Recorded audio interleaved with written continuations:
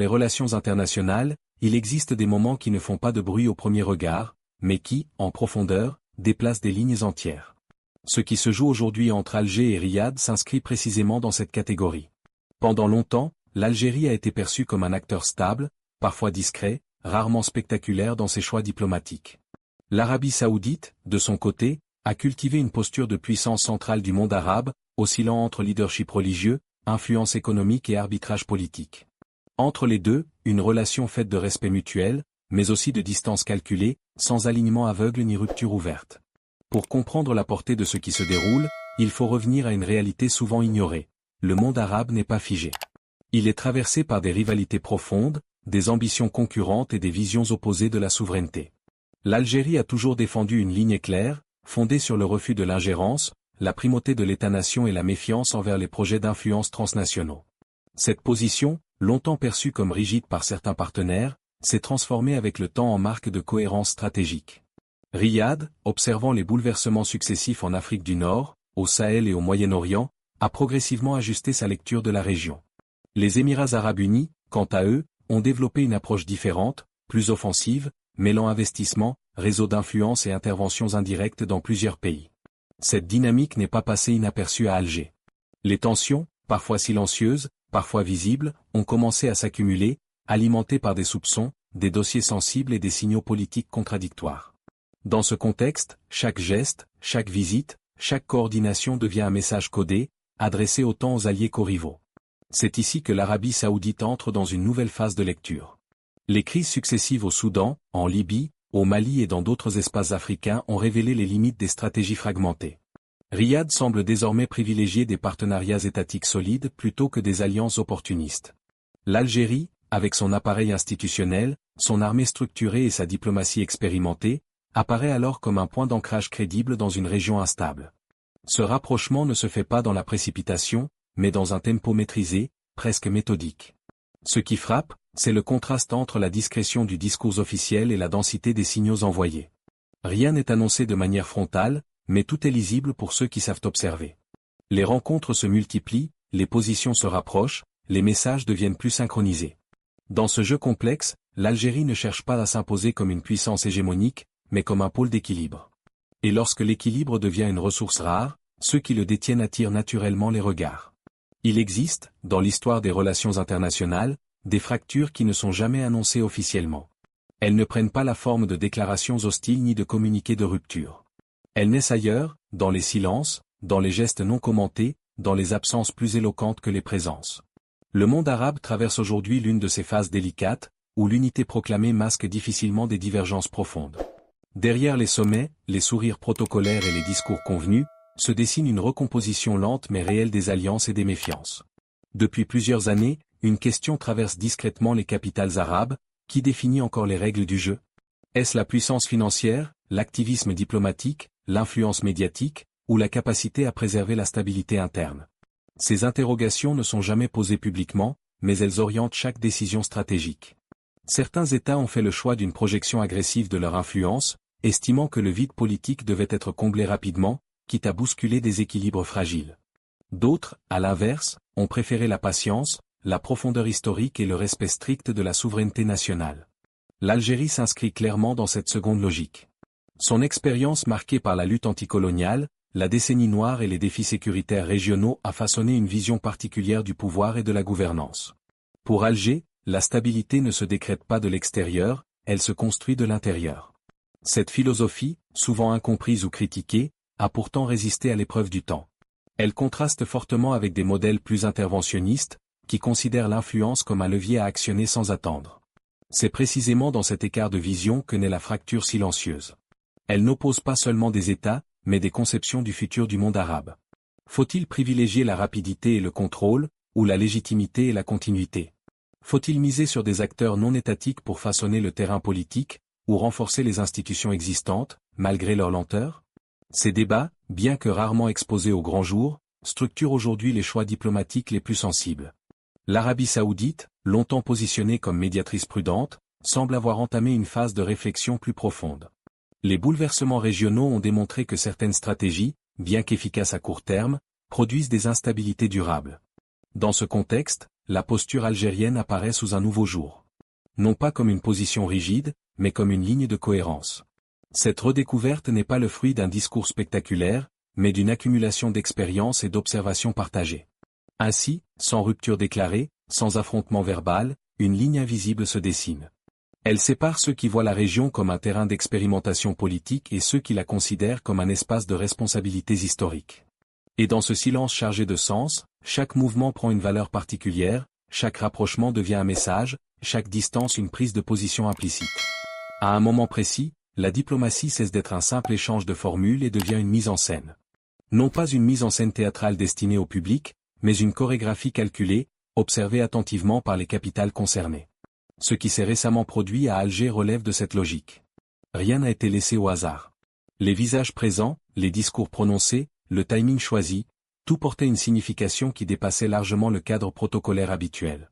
Pour les observateurs avertis, il ne s'agissait pas d'une visite de plus, mais d'un signal politique à haute portée symbolique.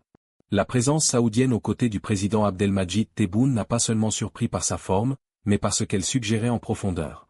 Pendant longtemps, les relations algéro-saoudiennes ont été marquées par une prudence mutuelle, presque instinctive.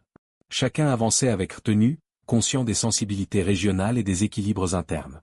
Or, cette fois, le message semblait différent.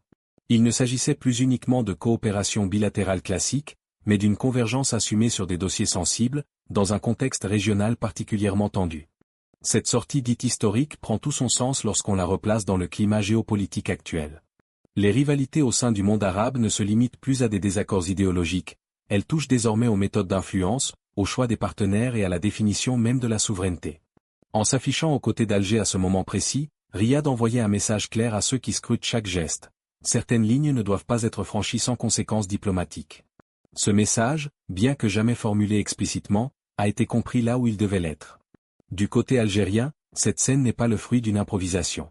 Elle s'inscrit dans une stratégie plus large visant à repositionner l'Algérie comme un acteur central, capable de dialoguer avec tous sans se soumettre à aucun. Le président Tebboune, dans cette configuration, incarne une continuité institutionnelle, mais aussi une volonté de redonner à la diplomatie algérienne une visibilité assumée. L'image projetée est celle d'un État sûr de ses choix, qui n'a pas besoin de multiplier les alliances spectaculaires pour exister sur l'échiquier régional. Ce qui a particulièrement retenu l'attention, c'est la réaction silencieuse de certains acteurs régionaux. L'absence de commentaires, les discours mesurés, voire l'évitement médiatique, ont souvent plus de poids qu'une critique frontale. Dans les cercles diplomatiques, le silence est rarement neutre.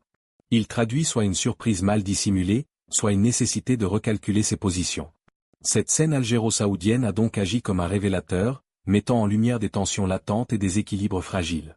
Ainsi, au-delà des images officielles et des déclarations convenues, cette sortie a marqué un moment de clarification. Elle n'a pas clos un chapitre, mais en a ouvert un autre, où chaque acteur devra désormais mesurer ses mouvements avec plus de prudence, conscient que les alliances, même discrètes, peuvent redéfinir durablement le paysage politique régional. Derrière les scènes visibles, celles que les caméras captent et que les communiqués résument en quelques lignes, se déploie toujours un autre niveau de lecture, plus dense, plus trouble, mais aussi plus déterminant. C'est dans cet espace discret que s'élaborent les véritables rapports de force. Depuis plusieurs mois, de nombreux signaux convergents indiquent que certaines capitales ont intensifié leurs manœuvres indirectes, préférant l'ombre à la lumière, les réseaux à la diplomatie officielle. Dans cette configuration, l'Algérie n'est pas un spectateur passif, mais un acteur attentif, conscient que la stabilité ne se joue plus uniquement sur le terrain militaire ou institutionnel, mais aussi sur celui de l'influence diffuse. Les accusations de financements occultes, de soutien politique dissimulé et de relais médiatiques orientés ne surgissent jamais par hasard.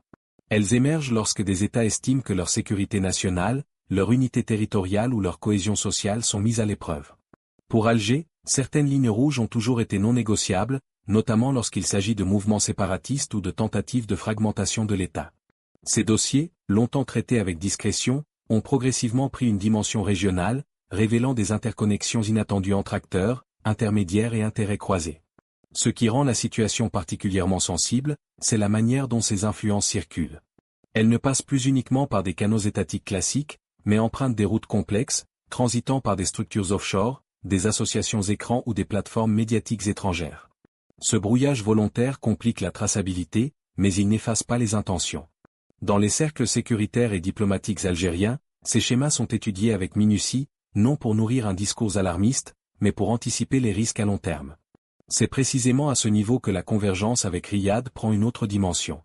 L'Arabie saoudite, confrontée elle aussi à des stratégies d'influence concurrentes dans plusieurs zones sensibles, a accumulé une expérience significative dans la lecture de ces mécanismes. Le partage d'analyse, d'évaluation et de perception devient alors un outil stratégique en soi. Il ne s'agit pas d'une alliance dirigée contre un acteur précis, mais d'une coordination visant à limiter les effets déstabilisateurs de certaines pratiques jugées dangereuses pour l'équilibre régional. Dans ce jeu d'ombre, chaque information compte, chaque silence est interprété, chaque démenti est analysé. Les États qui maîtrisent cette lecture fine de l'invisible disposent d'un avantage décisif. L'Algérie, forte de son histoire et de son appareil institutionnel, s'inscrit dans cette logique de vigilance permanente. Elle ne cherche pas l'escalade, mais refuse la naïveté. Et dans un environnement où les frontières entre influence légitime et ingérence deviennent de plus en plus floues, cette posture prudente apparaît moins comme un choix idéologique que comme une nécessité stratégique. Lorsqu'un pays traverse des turbulences régionales répétées sans céder à l'instabilité, il finit par attirer une attention particulière. L'Algérie se trouve aujourd'hui dans cette position singulière. Longtemps observée avec prudence, parfois avec distance, elle est désormais perçue comme un pôle de constance dans un environnement marqué par des changements brusques et des repositionnements fréquents. Cette perception ne s'est pas construite en un jour. Elle est le résultat d'années de choix politiques, de résistances internes et d'une diplomatie qui privilégie la continuité à l'effet d'annonce. Au cœur de cette image se trouve la notion de souveraineté, non pas comme slogan, mais comme principe opérationnel. Pour l'État algérien, la souveraineté ne se limite pas au contrôle des frontières, elle englobe la maîtrise du récit national, la protection de la cohésion sociale et le refus des pressions indirectes. Cette approche explique en grande partie la fermeté affichée face à toute tentative de déstabilisation, qu'elle soit sécuritaire, politique ou médiatique. Dans un contexte où certains acteurs régionaux misent sur l'influence externe pour remodeler des équilibres internes, cette position apparaît à la fois exigeante et coûteuse.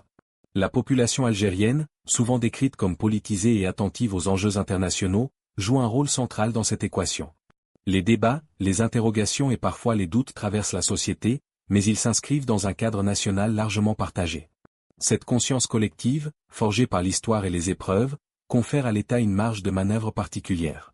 Les décisions diplomatiques, même complexes, sont souvent perçues à travers le prisme de la dignité nationale et de l'indépendance de décision. Cela crée un lien implicite entre la politique étrangère et le sentiment d'appartenance. Dans ce contexte, le rapprochement avec l'Arabie saoudite prend une dimension symbolique forte. Il ne s'agit pas seulement d'un alignement stratégique, mais d'une reconnaissance mutuelle de trajectoires étatiques distinctes, mais compatibles sur certains principes clés. Pour Alger, cette dynamique renforce l'idée que la constance peut devenir un atout, même face à des environnements hostiles ou imprévisibles. Pour Riyad, elle offre un partenaire capable de dialoguer sans arrière-pensée idéologique ni dépendance structurelle.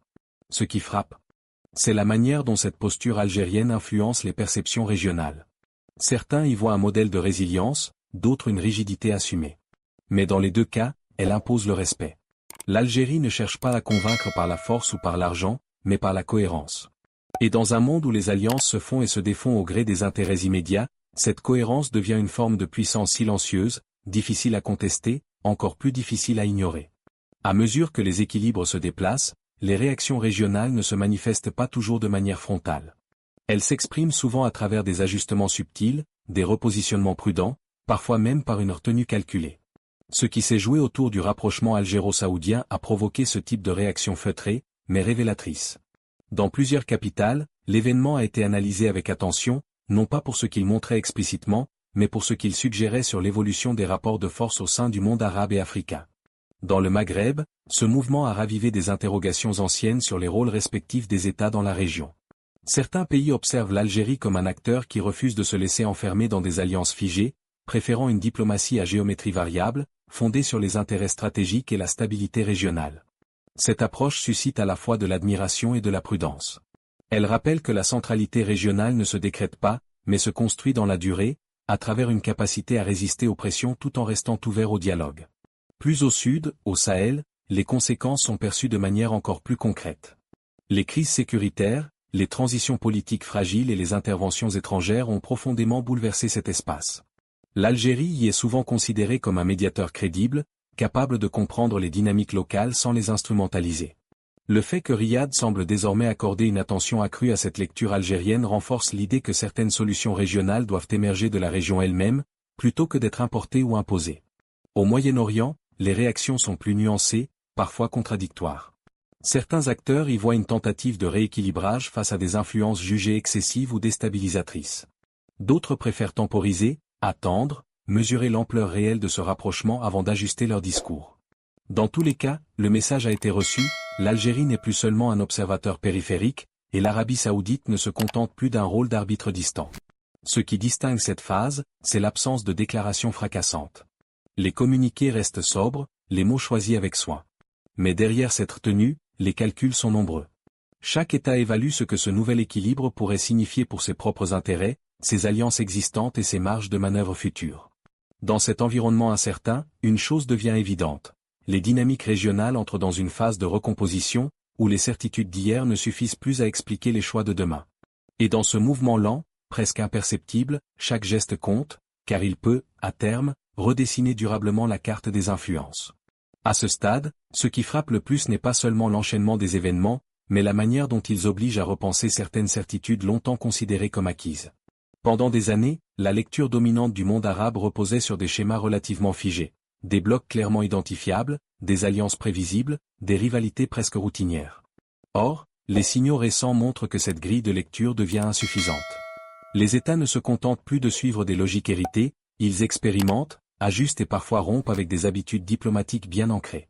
Dans ce contexte mouvant, l'Algérie apparaît comme un acteur qui mise sur le temps long. Là où certains privilégient des gains rapides ou des coups d'éclat médiatiques, Alger semble investir dans une stratégie de profondeur, fondée sur la constance et la lisibilité. Cette approche n'est pas toujours spectaculaire, mais elle s'avère souvent plus résistante aux chocs régionaux. Elle repose sur une idée simple, mais exigeante. Un État qui maîtrise son tempo réduit les risques de se laisser entraîner dans des dynamiques qu'il ne contrôle plus. Cette philosophie contraste fortement avec des stratégies plus agressives, où l'influence est recherchée à tout prix, quitte à fragiliser des équilibres déjà précaires. Le rapprochement avec l'Arabie saoudite s'inscrit précisément dans cette logique de redéfinition. Il ne s'agit pas d'un alignement idéologique ni d'un renoncement à l'autonomie de décision, mais d'une convergence ponctuelle sur des intérêts jugés essentiels. Cette nuance est fondamentale. Elle montre que la coopération n'exclut pas la prudence, et que le partenariat peut exister sans dépendance.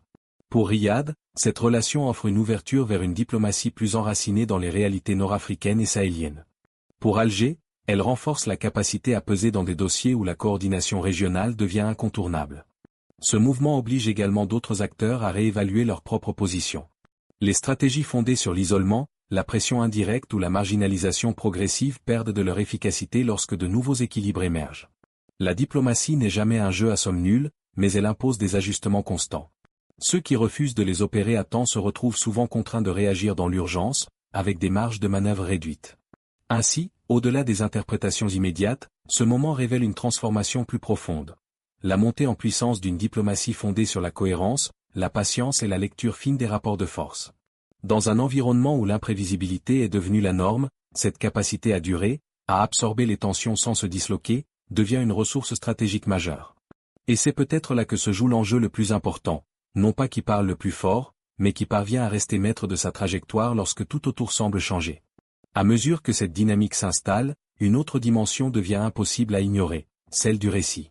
En géopolitique contemporaine, les faits bruts ne suffisent plus. Ce sont les narrations qui les entourent, les interprétations qui les accompagnent et les perceptions qu'elles façonnent qui déterminent, à long terme, leur impact réel. Dans ce domaine, chaque acteur tente d'imposer sa lecture des événements, non seulement auprès des décideurs, mais aussi des opinions publiques. L'Algérie, longtemps en retrait sur le plan médiatique international, semble désormais consciente de l'importance stratégique de ce terrain. Ce changement ne signifie pas une volonté de propagande, mais une prise de conscience. Laisser d'autres raconter votre histoire revient souvent à perdre le contrôle de votre image. Les récits qui circulent autour de l'Algérie, qu'ils soient positifs ou négatifs, influencent directement la manière dont ces choix diplomatiques sont perçus. Dans le cas du rapprochement avec l'Arabie saoudite, certaines narrations ont cherché à minimiser l'événement, à le banaliser ou à le réduire à une simple formalité. D'autres, au contraire, ont tenté de l'exagérer pour y voir un basculement radical. Entre ces deux extrêmes, la réalité est plus subtile, plus nuancée, et donc plus difficile à imposer. C'est ici que la maîtrise du tempo communicationnel devient essentielle. En ne surjouant pas l'événement, Alger évite de provoquer des réactions défensives immédiates. En ne le dissimulant pas non plus, elle affirme discrètement sa place dans le jeu régional. Cette stratégie de communication mesurée contraste avec des approches plus agressives, où chaque geste est amplifié, parfois jusqu'à l'excès, dans l'espoir de créer un effet de domination symbolique. Or, dans un environnement saturé d'informations, l'excès finit souvent par produire l'effet inverse. Du côté des opinions publiques arabes, cette scène a suscité des interrogations plus profondes.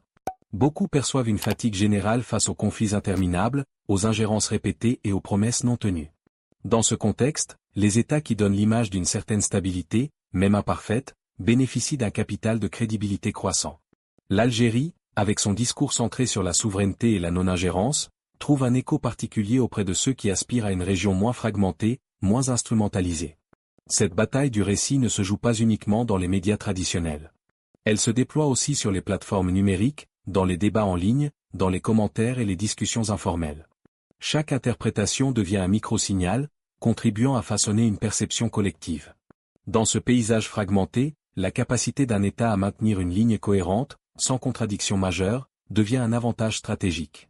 Et dans le cas présent, cette cohérence renforce l'idée que ce qui se construit entre Alger et Riyad dépasse le simple cadre bilatéral, pour s'inscrire dans une réflexion plus large sur l'avenir des équilibres régionaux.